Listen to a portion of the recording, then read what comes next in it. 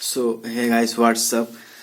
इससे पहले हमने एक क्लास में देखा था, क्लासिफिकेशन ऑफ मैटर हम कर रहे थे और उसमें हमने कुछ एंशिएंट इंडियन पर्सपेक्टिव को देखा था। हालांकि वो डिटेल वीडियो नहीं था और उस पर एक डेडिकेटेड वीडियो बनाऊंगा जब मैं उसको अच्छी तरह से मैं खुद भी समझूंगा, क्योंकि काफ़ी ब्रॉड है।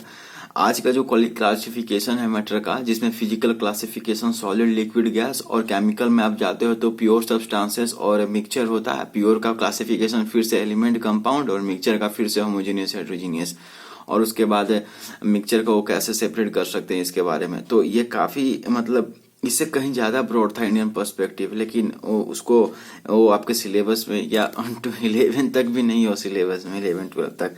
खैर, आज का जो क्लास है वो बहुत इंपॉर्टेंट होने जा रहा है और आज मैं जो बुक में है वही बताने जा रहा हूँ।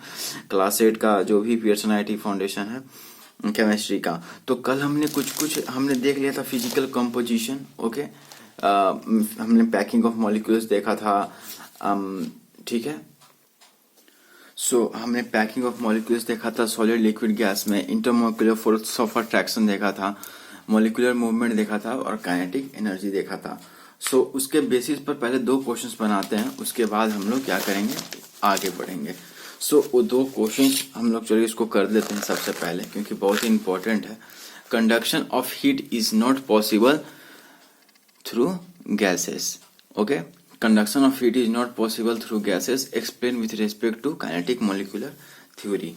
Okay, कंडक्शन के लिए क्या होना चाहिए कि जो भी मैटर है उसका जो पार्टिकल्स है वो नजदीक होना चाहिए, बहुत ही नजदीक, ताकि अगर इस पार्टिकल में हीट कंडक्ट हुआ तो ये दूसरे पार्टिकल को तुरंत कंडक्ट कर सके। ओके, अगर ये पहले वाले जैसे कि पार्टिकल्स क्या हो, बहुत नजदीक होने चाहिए और भी नजदीक, ताकि अगर हीट इस पार्टिकल को कंडक्ट हुआ तो ये आगे के पार्टिकल को बहुत जल्दी कंडक्ट कर सके।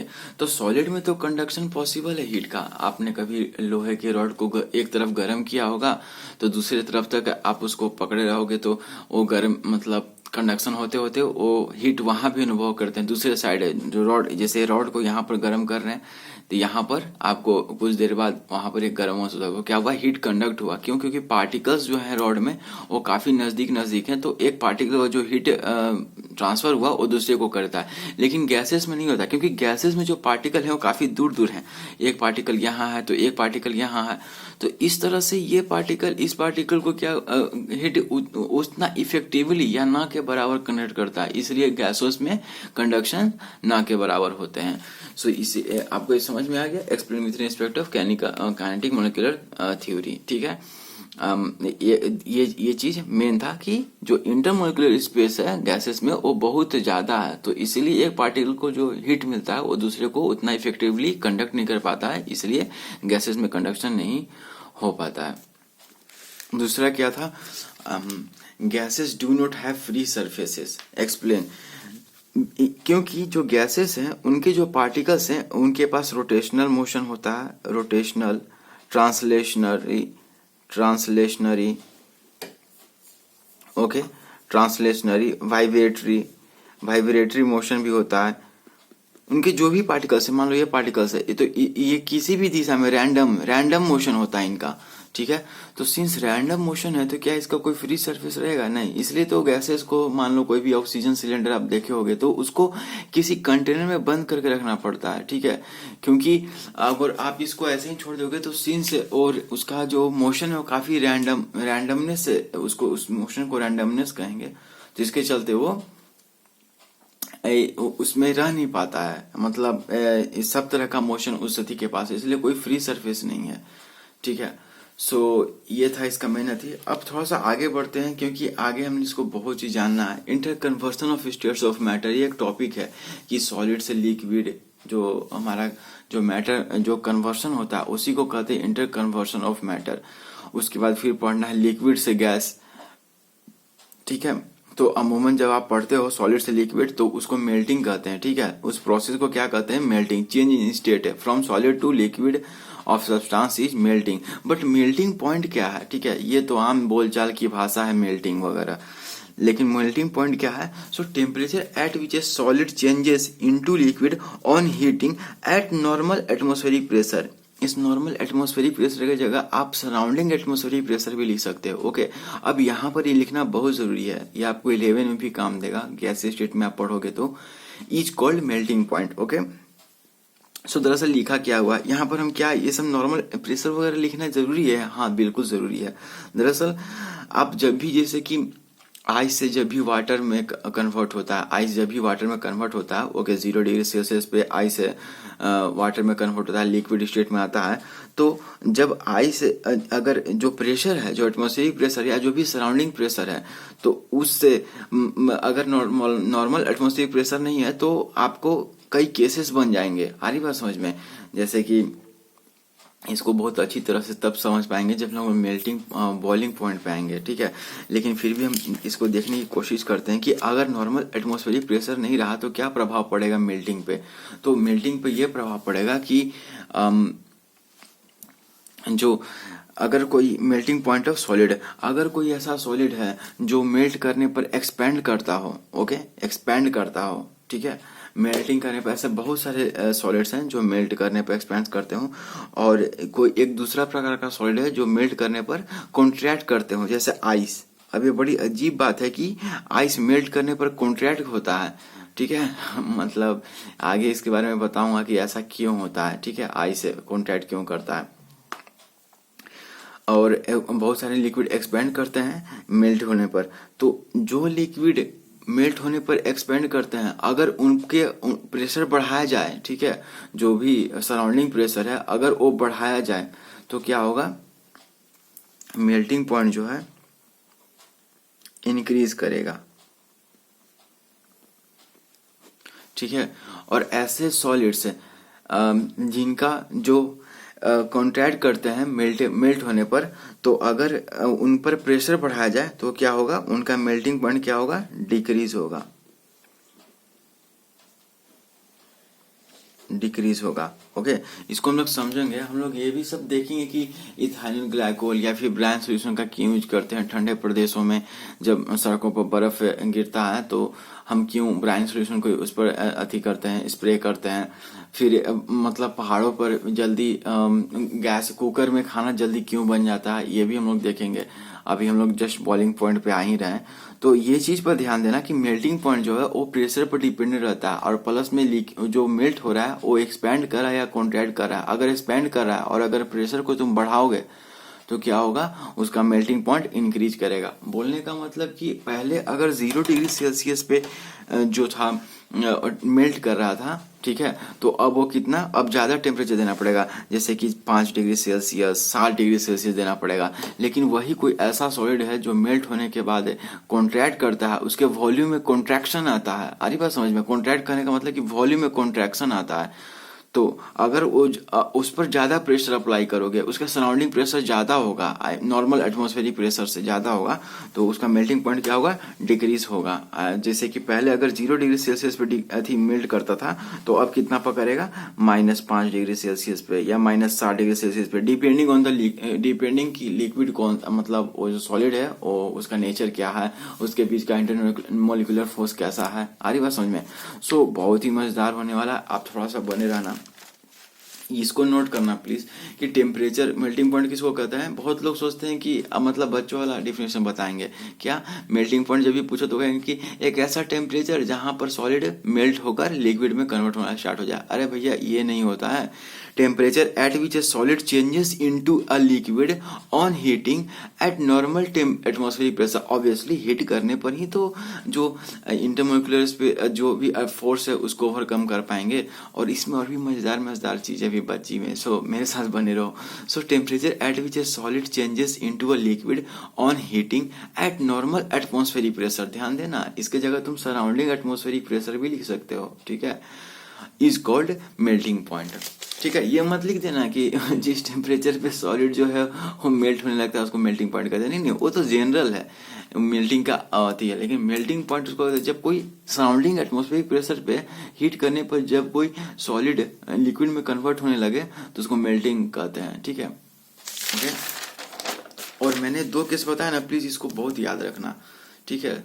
बहुत सारे जो सॉलिड होते हैं वो मेल्ट होने पर उनका जो वॉल्यूम है वो अमूमन बढ़ता है, ठीक है, एक्सपेंड करता है, ठीक है, बहुत लोगों को लगता है। लेकिन कई सारे सॉलिड हैं जिनको हीट करने पर उन जब लिक्विड स्टेट में आते हैं तो वो कंट्रैक्ट करता है, उनका वॉल्यूम कम होता है पहले की अपेक्षा में। सो अगर इसमें ऐसे सॉलिड्स पर अगर प्रेशर इंक्रीज किया जाए, उनका सराउंडिंग प्रेशर, तो इनका मेल्टिंग पॉइंट क्या होगा, इंक्रीज करेगा। मैंने भी बताया ना कैसे इंक्रीज करेगा।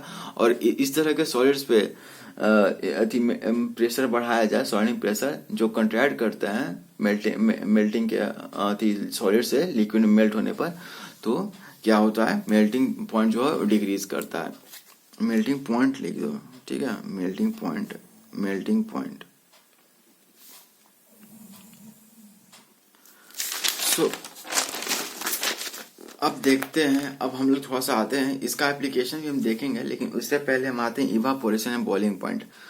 सो इवापोरेशन क्या है, और क्या इवापोरेशन और बॉइलिंग पॉइंट सेम है, और अगर सेम नहीं है तो किन किन बातों में अंतर होता है, और बॉइलिंग पॉइंट कौन सा, इसका डिफिनेशन क्या है। तो मान लो कोई अभी 8 क्लास का बच्चा कह सकता है कि बॉइलिंग पॉइंट वह पॉइंट है जिस पर वैसा टेम्परेचर है जिस पर जो लिक्विड स्टेट है वो क्या होता है, गैसीय स्टेट में बदल जाता है, ठीक है। तो ये गलत है, ठीक है। सबसे पहले देखते हैं डिफिनेशन, ठीक है। Evaporation, the slow process involving the change of matter from liquid to gases, from the surface of the liquid is called evaporation। ध्यान देना, the slow process involving the change of matter from liquid to gas from the surface of liquid, ये नहीं बोल रहा है कि मतलब from liquid, यहाँ लिख सकता था ना कि from liquid, लेकिन क्या बोल रहा है, from the surface। ये बहुत नोट करने की बात है इवापोरेशन में कि सरफेस है, जैसे मान लो बीकर है, ठीक है, इसमें वाटर है, ठीक है, ये रेस्ट में है वाटर और इसमें हीट किया जा रहा है, ठीक है। अब इवापोरेशन, ये जो लेयर है, ठीक है, ये वाला जो लेयर है, ये जो सरफेस है, ये जो वाटर का जो ऊपर वाला सबसे लेयर है, यहीं पर ना केवल इवापोरेशन का इफेक्ट पड़ेगा, यही लेयर का ना जो वेपराइजेशन होगा या गैसीय स्टेट में बदल रहा है, तो इवापोरेशन जो है उस सरफेस से, लिक्विड के सरफेस पर टेक प्लेस करता है, ठीक है। आ रही बात समझ में। अब आगे हम पढ़ेंगे कि जो बॉइलिंग पॉइंट है वो पूरे whole container bulk of liquid में टेक्स प्लेस करता है, ठीक है। इसका मतलब, कहने का मतलब है कि अगर बॉइल होगा, अभी रुको मैं बॉइलिंग पर आता हूँ, लेकिन उससे पहले मुझे बॉइलिंग का डिफिनेशन बता लेने दो, क्योंकि बहुत ही इंटरेस्टिंग है और काफी मजा भी आएगा। उसके बाद हम थोड़ा सा क्वेश्चन भी करेंगे। सो बॉइलिंग पॉइंट क्या होता है, मैंने तो समझ लिया कि इवापोरेशन क्या है, the slow process involving the change of matter from liquid to gas from the surface of liquid, from liquid नहीं, इज कॉल्ड इवापोरेशन। तो अब बॉइलिंग पॉइंट पे थोड़ा सा आते हैं और फिर उसके बाद कंपेरिजन करेंगे। बॉइलिंग पॉइंट क्या होता है, the temperature at which a liquid changes to a gas, ठीक है, on heating at normal atmospheric pressure. अब नॉर्मल एटमॉस्फेरिक प्रेशर की जगह आप सराउंडिंग एटमॉस्फेरिक प्रेशर भी लिख सकते हो। जैसे एक बीकर है तो इसके आसपास का ऊपर का इसके आसपास का जो प्रेशर है, ठीक है, आप सराउंडिंग एटमॉस्फेरिक प्रेशर उसको आप कह सकते हो। तो temperature at which a liquid changes to a gas on heating at normal atmospheric pressure, इसको अंडरलाइन करो, at normal atmospheric pressure is called the boiling point of that liquid and the phenomena is called boiling, ठीक है। तो इसका कहने का मतलब है कि बॉइलिंग पॉइंट ऐसे ही आप कुछ भी नहीं समझ सकते हो। आ रही बात समझ में। फॉर एग्जाम्पल पहाड़ों पे, ठीक है, पहाड़ों पर कोई खाना बना रहा है और कोई एक प्लेन पर, ठीक है, मान लो शिमला के हम पहाड़ों पर खाना बना रहे हैं, तो वहां पर जैसे जैसे हम ऊपर जाते हैं, आपको पता है ना एटमॉस्फेरिक प्रेशर क्या होता है, घटते जाता है। क्यों? क्योंकि जैसे जैसे हम ऊपर जाते हैं, धरती से ऊपर जाते हैं वर्टिकली, ठीक है, तो जो एटमॉस्फेयर का जो कंसंट्रेशन है वो घटते जाता है, ठीक है, और एयर लेस डेंस होते जाता है। तो जैसे जैसे आप ऊपर जाते हो, ठीक है, हाइट बढ़ने पर क्या होता है, प्रेशर घटता है, अमूमन देखा गया है, ठीक है, कम से कम ट्रोपोस्फीयर में तो ऐसा होता ही है। तो जब आप शिमला में होगे, वहां जब खाना बना रहे होगे और कुकर का यूज नहीं कर रहे होगे, आप ऐसे ही कोई बर्तन, खुला बर्तन, और उसमें आप चावल पका रहे हो, ठीक है, तो वहां चावल जल्दी पकेगा? क्या कहते हो, मान लो छोड़ो चावल पकाना छोड़ो, वहां में आप पानी बॉईल कर रहे हो और आप टेम्परेचर रिकॉर्ड कर रहे हो, आपने हीटर पे रख दिया पानी और आप मेजर कर रहे हो कि कितने डिग्री सेंटीग्रेड पे पानी जो है वो बॉईल करेगा। तो आप शिमला में हो, पहाड़ी एरिया में हो, तो वहाँ एटमॉस्फेरिक प्रेशर क्या है, सराउंडिंग प्रेशर लो है कंपैरिजन किसके, प्लेन के। प्लेन यानी गंगा के मैदान में हो, ठीक है, उत्तर प्रदेश में हो तो वहाँ प्लेन है ना, नदियों के द्वारा बने। तो यहाँ पर भी एक बीकर रखा हुआ है और दोनों जगह आपने हीटर पर बीकर को रख लिया, आप थर्मामीटर लगाए हुए हो और उसमें आप रिकॉर्ड कर रहे हो, ठीक है। अब सिंस यहाँ प्रेशर क्या है, कम है, यहाँ P1 मान लो और यहाँ P2 मान लो, तो P1 जो है वो कम है P2 से, ठीक है, क्योंकि ये जमीन के सबसे निकट है, प्लेन एरिया है, तो यहाँ पर प्रेशर ज्यादा है, तो यहाँ एटमॉस्फेरिक प्रेशर ज्यादा है, तो पानी यहाँ पर जल्दी बॉईल करेगा, क्योंकि जैसे कि पानी का जो नेचुरल बॉइलिंग पॉइंट है नॉर्मल एटमॉस्फेरिक प्रेशर पे 1 ATM पे, जो कि प्लेन में कितना है 100 डिग्री सेंटीग्रेड है। आ रही बात समझ में। लेकिन जब आप शिमला में मतलब कहीं भी हिल एरिया में रहोगे, हिमालय पर चले जाओ, तो वहां पर पानी कितने पे बॉईल करेगी, वही 94 डिग्री सेंटीग्रेड पे, मतलब कम ही तापमान पे बॉईल करने लगेगी। आ रही बात समझ में। तो अब आप जैसे ही यहाँ पर हीटर अगर 94 डिग्री सेंटीग्रेड पर हीट किया, बॉइलिंग स्टार्ट हो गई। आ रही बात समझ में। लेकिन यहाँ अभी भी बॉइलिंग स्टार्ट नहीं होगी। कहाँ पर, जैसे मेरा बिहार में हो या उत्तर प्रदेश में हो, यहाँ 100 डिग्री तक कम से कम पहुंचना ही होगा, तभी क्या होगा, बॉइलिंग स्टार्ट होगा। और बॉइलिंग पॉइंट अब होता क्या है कि जब वेपर प्रेशर किसके बराबर हो जाए, सराउंडिंग एटमॉस्फेरिक प्रेशर के या नॉर्मल एटमॉस्फेरिक प्रेशर के। आ रही बात समझ में। तो अगर मान लो फिर समुद्र में चले जाओ, ठीक है, ये तो ये हो गया। अब समुद्र में चले जाओ, मान लो समुद्र के सबसे गहराई में चले गए और वहां किसी तरह वहां कुछ ऐसा, मतलब चलो मान लो कुछ ऐसा सिस्टम बन गया कि वहां पर तुम हीटर में के ऊपर वहां पर क्या करिए, बर्तन को रख दिया, बीकर, इसी बीकर को, और हीट करने लगे। तो यहाँ पर 94 डिग्री सेल्सियस पे ही मान लो मतलब हीट बॉयल होने लगा वाटर, और यहाँ पर 100 डिग्री सेंटीग्रेड में हीट होने लगा। लेकिन समुद्र के नीचे मतलब अब जैसे जैसे गहराई में जाओगे प्रेशर क्या होगा, बढ़ते जाएगा। तो मान लो यहाँ प्रेशर P3 ले लिए, तो P1 is less than P2 और लेस देन P3। तो P3 सबसे ज्यादा प्रेशर है, P2 सबसे कम और P1 सबसे कम। तो जैसे ही समुद्र में हो, यहाँ सी पर हो, तो समुद्र के बॉटम पे हो और यहाँ पर भी हीटर लेके, मैं जानता हूँ आप सोचोगे पानी में कैसे होगा, मतलब मान लो कुछ हाइपोथेटिकली कल्पना करो, और यहाँ पर आपने हीट किया, तो यहाँ पर आपको क्या लगता है कितना डिग्री, यहाँ पर भी मैंने थर्मामीटर रख लिया, तो आपको क्या लगता है कितना डिग्री सेंटीग्रेड पर यहाँ पर बॉइलिंग स्टार्ट होगा, तो कम से कम 105 डिग्री सेल्सियस। आई समझ में। मतलब ऐसे गिना नहीं हुआ है कि इतना ही पर बॉईल करेगा, लेकिन यहाँ पर बॉइलिंग पॉइंट क्या होगा, बढ़ जाएगा। तो आप सोच रहे हो वही लिक्विड है, वाटर ही लिया है, वही हीटर है, वही बीकर है, लेकिन इतना वेरिएशन क्यों मिला है, इस प्रेशर के चलते, एटमॉस्फेरिक प्रेशर के चलते। आ रही बात समझ में।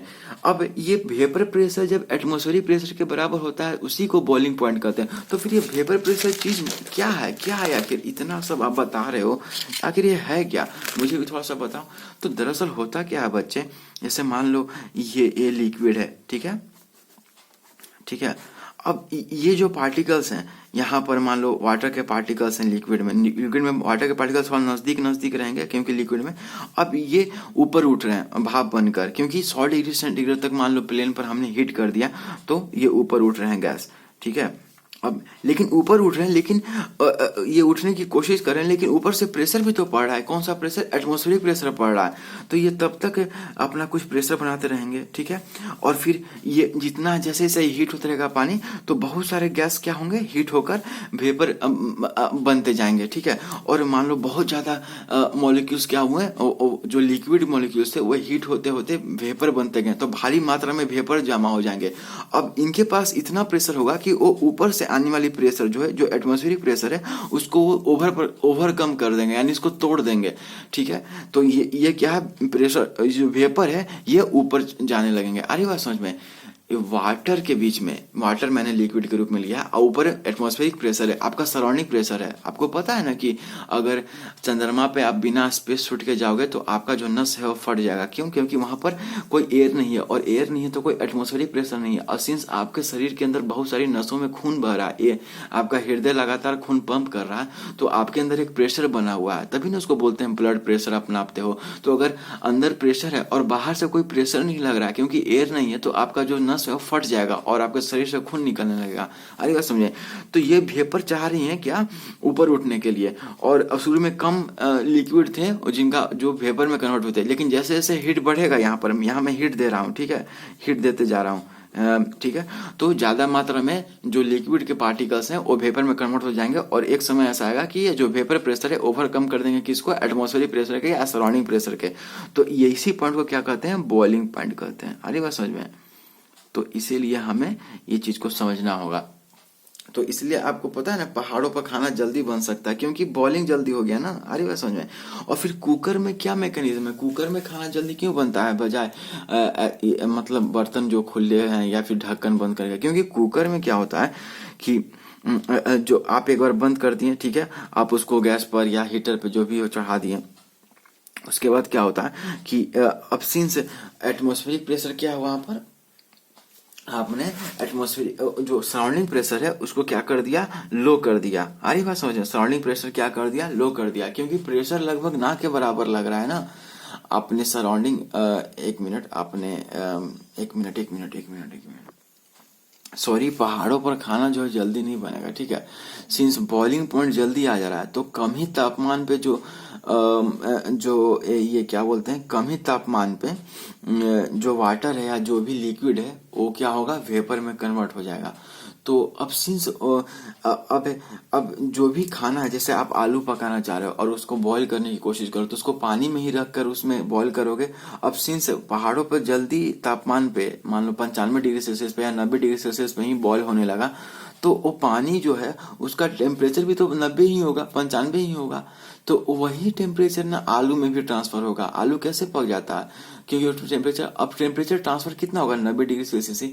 लेकिन जब आप ज्यादा तापमान रहता है और तब बॉइलिंग पॉइंट पे पहुंचा तो ज्यादा, तो कुकर में होता क्या है कि हम बॉइलिंग पॉइंट को बढ़ा देते हैं आर्टिफिशियली। बॉइलिंग पॉइंट को क्या करते हैं हम लोग कुकर में बढ़ा देते हैं, ठीक है।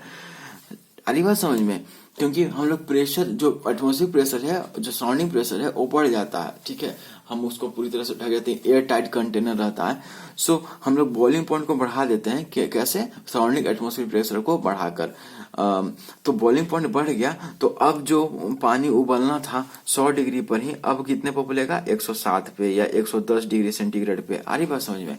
तो अब इतने तापमान पर उबलेगा, तो इसका मतलब अब सिंस मान लो आप चावल पका रहे हो कुकर के अंदर, तो इतना तापमान अगर पानी का रहेगा 110 डिग्री सेंटीग्रेड रहेगा तो बहुत ज्यादा हीट है ये, ठीक है। इतना हीट अगर चावल एब्जॉर्ब करेगा तो जल्दी पक जाएगा। लेकिन अगर वो कुकर नहीं रहता, ऐसे ही कोई बर्तन रहता है जो खुला हुआ है और उसमें आप चावल पका रहे हो और एयर टाइट कंटेनर नहीं है, तो क्या होगा, 100 डिग्री सेंटीग्रेड पे ही पानी उबलने लगेगा और वो 100 डिग्री सेंटीग्रेड ही उस चावल में ट्रांसफर होगा। तो सिंस कम टेम्परेचर ट्रांसफर हो रहा है तो चावल जल्दी नहीं पकेगा। इसलिए हम लोग कुकर में क्या करते हैं, आर्टिफिशियली बॉइलिंग पॉइंट को बढ़ा देते हैं तो खाना क्या होता है, जल्दी पकता है। सो आई होप आपने समझा होगा इस बात को, और मैंने काफी मतलब थोड़ी सी समझाने की कोशिश की है।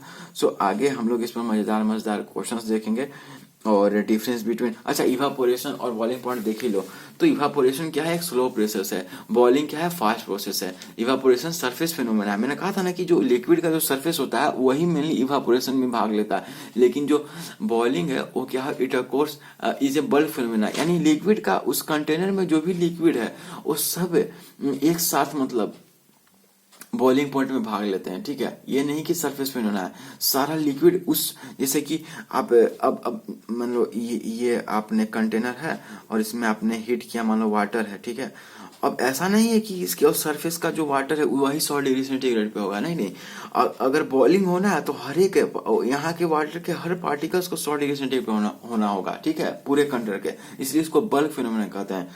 फिर इवापोरेशन में क्या होता है, it occurs at any temperature, लेकिन जो बॉइलिंग पॉइंट है it occurs eight a fix temperature depending on the nature of liquid और एंड एक्सटर्नल प्रेशर, ठीक है। नेचर ऑफ लिक्विड पर भी डिपेंड करता है क्या, बॉइलिंग पॉइंट। अभी मैंने किसी प्रेशर की बात की थी, ठीक है।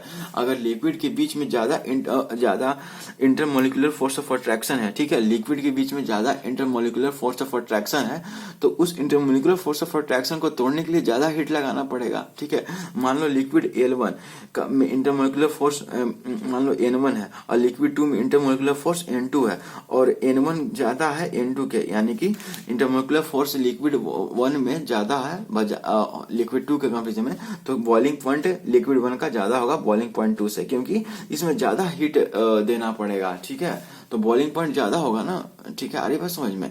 So nature of liquid external pressure पर डिपेंड करता है बॉइलिंग पॉइंट, लेकिन जो इवापोरेशन है वो किसी भी टेम्परेचर पे टेक्स प्लेस कर सकता है। आखिर अच्छा मैं पूछूं कि आखिर ऐसा क्यों होता है, तो आप इसका जवाब कमेंट सेक्शन में लिखना कि आखिर किसी भी टेम्परेचर पे इवापोरेशन कैसे अचीव हो सकता है। आ रही बात समझ में। तो तो अभी इतना ही, और वीडियो थोड़ा बड़ा होते जा रहा है, तो आगे हम पढ़ेंगे किसके बारे में, वेपर। अच्छा, वेपर प्रेशर क्या होता है कि pressure exerted by a vapour in thermodynamically equilibrium with its contents phase solid और liquid at a given temperature in a close system. यही मैंने बताया था कि ये जो बाहर का जो सिस्टम है, ठीक है, और नीचे जो उसका जो जिस जो स्टेट है, जैसे सॉलिड लिक्विड है, तो जैसे ही कन्वर्ट होता है तो ये इस वाले मैटर का फेज में और ऊपर वाले मैटर का फेज में थर्मल इक्विलिब्रियम में रहता है, तो उस जो वेपर इक्विलिब्रियम में रहता है उसको वेपर प्रेशर कहते हैं इन ए क्लोज सिस्टम। ठीक है, क्लोज सिस्टम में ये चीज होता है। वेपर प्रेशर का डिफिनेशन आप प्लीज इसको नोट कर लेना। ठीक है, अब प्रेशर और बॉइलिंग पॉइंट में क्या अति होता है, तो मैंने बता ही दिया। प्रेशर बढ़ता है तो बॉइलिंग पॉइंट भी बढ़ता है, और प्रेशर घटता है तो बॉइलिंग पॉइंट भी घटता है। क्यों? क्योंकि प्रेशर बढ़ने पर वेपर प्रेशर को बढ़ना होगा, और वेपर प्रेशर बढ़ेगा तो बॉइलिंग पॉइंट भी बढ़ेगा, क्योंकि उतना ज्यादा हीट चाहिए ना वेपर प्रेशर ज्यादा लाने के लिए। ठीक है, और वेपर प्रेशर कम होगा तो मतलब प्रेशर कम होगा तो वेपर प्रेशर भी कम लगाना होगा। ठीक है, तो उसके लिए बॉइलिंग पॉइंट भी क्या होगा, कम होगा। सो अब कंडेंसेशन आगे पढ़ना होगा, फिर मैं आइस का स्ट्रक्चर कुछ बताऊंगा, और बाकी दो पार्टिकल्स बॉन्ड कैसे बनते हैं, और दो पार्टिकल्स की भुज की दूरी के घटते या बढ़ने व पोटेंशियल एनर्जी का क्या मामला होता है, क्योंकि कंडेंसेशन में पोटेंशियल एनर्जी पर थोड़ा सा पढ़ना है, तो इसका मैं बताऊंगा। क्रिटिकल टेम्परेचर के बारे में बताऊंगा, लिक्विफिकेशन हो गया, फ्रीजिंग पॉइंट हो गया, सब्लिमेशन हो गया, फिर कुछ अच्छे क्वेश्चंस करेंगे 4-5, और उसके बाद हम लोग खत्म करेंगे सॉलिड लिक्विड गैस का। उसके बाद हम लोग केमिकल कंपोजिशन पे आएंगे। So thank you so much guys for watching this, और अच्छा लगा तो अपन दोस्तों के साथ लाइक शेयर सब्सक्राइब करो। Again thank you so much for watching this, have a great day ahead.